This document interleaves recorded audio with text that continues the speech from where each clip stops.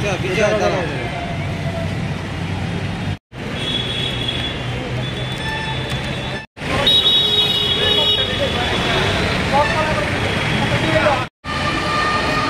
दिने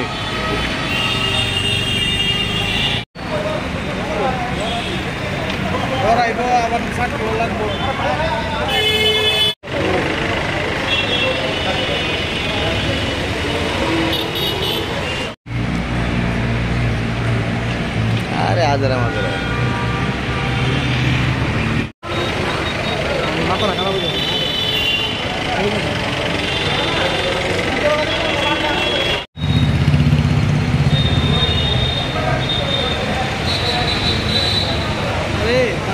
আমরা আজকে এখানে উপস্থিত হওয়ার একটাই কারণ 2022 সালে মার্চ মাসের পরে যে ফায়ার সার্ভিসের রিক্রুটমেন্ট নোটিশ জারি হয়েছিল এবং দফায় দফায় যে ফিজিক্যাল 8টা ডিস্ট্রিক্ট ওয়াইজ ক্লিয়ার হয়েছে, ওই শনি আমরা ক্লিয়ার করছি এবং 2023 সালে 8ই জানুয়ারি আমরা রিটেন এক্সাম ক্লিয়ার করছি বা রিটেন এক্সাম দিচ্ছি। দেওয়ার পরে আজকে 2025 জুলাই মাসে মেবি 11 তারিখ আজকে চলে, তাহলে 2023 সালে 8ই জানুয়ারি আমরা রিটেন দিছি। রিটেনের কোনো রেজাল্ট দেওয়া হয়েছে না।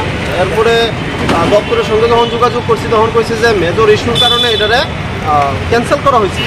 এবার ক্যান্সেল করার পরে দ্বিতীয়বার আরেকটা চান্স নেওয়া হয়েছে যে দ্বিতীয়বার আবার এক্সাম হইব এবং এটা দপ্তরের উপরে যে এফআরবিটির উপরে একটা দায়িত্ব দেওয়া হয়েছে। তাহলে আমরা যখন ডিরেক্টরের সঙ্গে দেখা করতে আই, ডিরেক্টর স্যারে নিজের দায়িত্বটা বা নিজের যে ইয়েটা আছে এটা সম্পূর্ণ করে দিতেছে যে এফআরবিটির কাছে, যে এফআরবিটি যদি চায় যে 1 মাসের মধ্যে কমপ্লিট করতে করুক, আমরা আমাদের যে যাবতীয় করণীয় হয়তো বা টাকার দিক দিয়ে হোক বা যা সরঞ্জাম প্রয়োজন সম্পূর্ণ সব কিছু দিতে আমরা রাজি। আমরা 1 উইকের মধ্যে তারা কমপ্লিট করে দিব সব কিছু, এমনও কথা কইছে আমাদের সঙ্গে। তাহলে 1 উইকের মধ্যে কমপ্লিট করতে হলে যদি তাদের কোনো অসুবিধা না হয় তাহলে এফআরবিটি কেন এমন কোনো অসুবিধা হচ্ছে আমরা এই জিনিসটা জানতে চাই। আমরা আমাদের যেই মাননীয় মুখ্যমন্ত্রী রয়েছেন ওনার কাছে আমাদের রিকোয়েস্ট যে আপনি সদুত্তর দিন বা সদুত্তর একটু নজরদারি দেন যে এই বিষয়টা নিয়ে সেটা প্রত্যেকটি বার আমরা এখানে এসে উপস্থিত হই আর বারবার আমরা শুধু মুখ্যমন্ত্রীর কাছে রিকোয়েস্ট করি যে আমাদের এই ফায়ার সার্ভিসের রিক্রুটমেন্টটা তাড়াতাড়ি করুন, কিন্তু আমরা কোনো ভালো দিক দেখতে পাচ্ছি না যে হ্যাঁ এটা কমপ্লিট হবে বা হচ্ছে, এরকম কোনো কিছু দেখতে পাচ্ছি। আজকে 3 বছর হয়ে গেছে যে একটা ফায়ার সার্ভিসের রিক্রুটমেন্ট কমপ্লিট হতে, তাহলে আমরা দেখছি যে ত্রিপুরা রাজ্যের মধ্যে একটা হিস্ট্রিক্যাল ব্যাপার হয়ে গেছে যে ফায়ার সার্ভিস বিষয় নিয়ে সেটা যে একটা 3 বছর যাবৎ ঝুলন্ত রয়েছে, যে ধীরগতিতে কচ্ছপ যেভাবে চলে সেইভাবে আমাদের ফায়ার সার্ভিসটার প্রচেষ্টা চলতেছে। তাহলে অন্যান্য যে কমপ্লিট যে কোনো ডিপার্টমেন্ট বলুক সব কিছুই ঠিকভাবে চলছে এবং ঠিকভাবে হচ্ছে। আদার্স কিছু কিছু জিনিস রয়েছে যেমন জেল পুলিশ রয়েছে, হয়তো বা আরও অন্যান্য দপ্তর রয়েছে, সেটা আমি বলতে চাই না। আমাদের যে রাজ্যে কিছুদিন আগে মিহিরলাল দেবনাথের একটা স্পট ডেট হয়েছে বা 5 ঘন্টা পরে ডেট হয়েছে, দেখছে সবাই দেখেছেন কেমন একটা অবস্থা হয়েছে, 5 ঘন্টা ধরে রেস্কিউ হয়নি। তাহলে ওইখানে কি কর্মী স্বল্পতা, একটাই জিনিস কর্মী স্বল্পতার কারণেই এরকম অবস্থা। শিফটিং ডিউটি দিচ্ছে, 3 শিফটিংয়ে একই পার্সন 3টা শিফটিং করছে, তাহলে ওই ব্যক্তিটা কীভাবে গিয়ে সেটা আরেকটা রেস্কিউ করবে? আমাদের জেনারেল নলেজ থাকা দরকার ওই বিষয়টা নিয়ে। সেটা যে সাধারণ মানুষ যারা পরিশ্রম করে, একটা শিফটিংয়ে পরিশ্রম করে, তাকে দ্বিতীয় শিফটিং করানো হচ্ছে এবং ওই উইদিন ঘন্টার মধ্যে একটা অ্যাক্সিডেন্ট হয়েছে, ওই পরিশ্রমের সময় হয়তো বা ডিউটি করার সময় ওইখানে গিয়ে সে কীভাবে আরেকটা রেস্কিউ করবে সেটা নলেজে থাকা দরকার।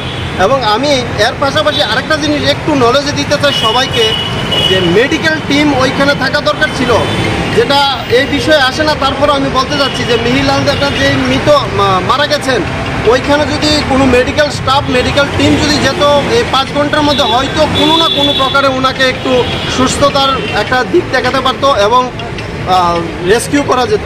আচ্ছা যাই হোক, সেটা হচ্ছে আলাদা বিষয়, কিন্তু আমরা যা দেখতে পাচ্ছি যে আমাদের এই রাজ্যে আজকে 3 বছর ধরে এই ফায়ার সার্ভিসের প্রসেস ঝুলে রয়েছে। তাহলে আমরা যারা বেকার রয়েছি তারা কতদিন আর এই বেকারত্বের জীবন বাস করব, কতদিন এই রাস্তায় এসে প্রটেস্ট করব, কতদিন রাস্তার মধ্যে এবং ডিরেক্টর স্যারের সঙ্গে দেখা করব, তাদের সময় নষ্ট করব, আমাদের সময় নষ্ট করব।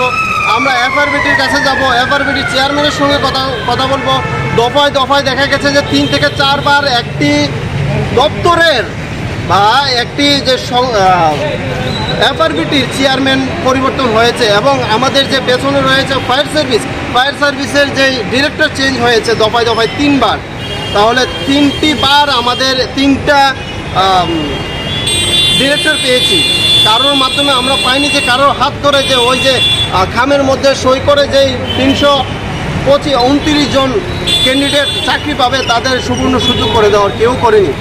হয়তো কোনো না কোনো ব্যাপার রয়েছে, তাহলে আমরা তো সেটা চাই না। আমরা চাই আমাদের যেই 329 জনের যেই চাকরির ব্যাপারটা রয়েছে বা ক্যান্ডিডেট রয়েছে সেটা অতিরম্বে পূর্ণ করে আমাদের যেই বেকারত্ব জীবনটা রয়েছে সেটা দূর করুক। আমরা চাই না বারবার এখানে এসে ঝামেলা করতে, আমরা চাই না বারবার এসে কারোর সময় নষ্ট করতে, আমরা চাই না কোনো ডিরেক্টরের সময় নষ্ট করতে। আমরা আমাদের জীবনটাকে একদম ভালোভাবে ফ্লুয়েন্টলি চালাতে চাই। আজকে যে গেছেন কি কইছে? আজকে যে গিয়েছি ওনারা তো একদমই এফআরবিটির উপরে দায়িত্ব দিয়ে দিয়েছেন। ওনারা বলছে যে আমরা তো সম্পূর্ণ বলে দিয়েছি তাদের কাছে যে তারা যত মানে উইদিন 1 উইকের মধ্যে যদি তারা চায় যে এইখানে যা যা করণীয় তারা সব সরঞ্জাম তারা রেডি করে দেবে। তাহলে কার দেরি হচ্ছে? আমরা কার দিকে ছেড়ে থাকবো, কার কাছে বলবো বা কার দিকে আঙুল তুলে বলবো যে এই দপ্তরের গাফিলতি হয়তো বা, নাকি বলবো ডিরেক্টরের, নাকি বলবো এফআরবিটির? আপনারাই বলুন বা আপনারা একটু ভাবুন যে আমরা দীর্ঘ 3 বছর যাবৎ এই রাস্তায় একই জায়গার মধ্যে বারবার এসে এখানে দাঁড়াচ্ছি, তাহলে আমাদের জীবনের কি কোনো দাম নেই নাকি?